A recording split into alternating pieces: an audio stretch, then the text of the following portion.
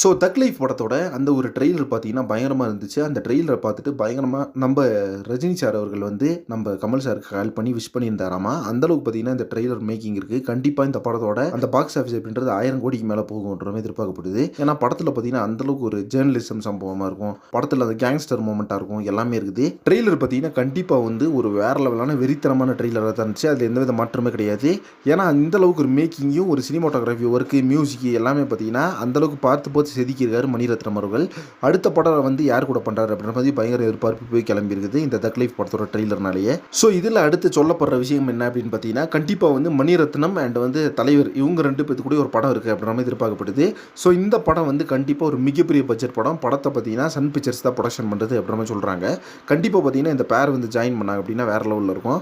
So தலைவரும் மணிரத்னமும் சேர்ந்தா அந்த காம்போ எப்படி இருக்கும் கொஞ்சம் நினச்சி பாருங்க. கண்டிப்பாக பார்த்தீங்கன்னா ஒரு ஆக்ஷன் த்ரில்லர் படமாக தான் இருக்கும் இது. ஸோ லோக்கியை முடிச்சுட்டு இப்போ பார்த்தீங்கன்னா நெல்சன் கூட ஜெயிலர் 2 படத்தை பண்ணிட்டு இருக்காரு. இந்த படத்தோட அந்த எதிர்பார்ப்பும் பார்த்தீங்கன்னா வேற லெவலில் இருக்குது ஜெயிலர் 2வும்.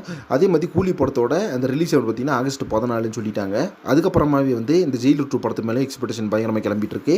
இப்போ பார்த்தீங்கன்னா அடுத்த படம் அதாவது தலைவர் 173 இந்த படம் வந்து மணிரத்னம் கூட தான் ஜாயின் பண்ணுவார் அப்படின்ற மாதிரி சொல்கிறாங்க. ஆனால் பார்த்தீங்கன்னா அதை பற்றி இன்னும் எந்த ஒரு அஃபிஷியல் தகவலும் ஷேர் ஆகாது இருக்குது. ஸோ இதை பற்றி உங்கள் ஒப்பீனியன் என்ன? மணிரத்னம் அண்ட் தலைவர் 2 பேர் ஜாயின் பண்ணால் எப்படி இருக்குன்னு சொல்லிட்டு கமெண்ட் பாக்ஸில் மறக்காம மென்ஷன் பண்ணுங்கள். நெக்ஸ்ட் ஒரு இன்ட்ரெஸ்டிங் பண்ணுறேன். Thank you friends.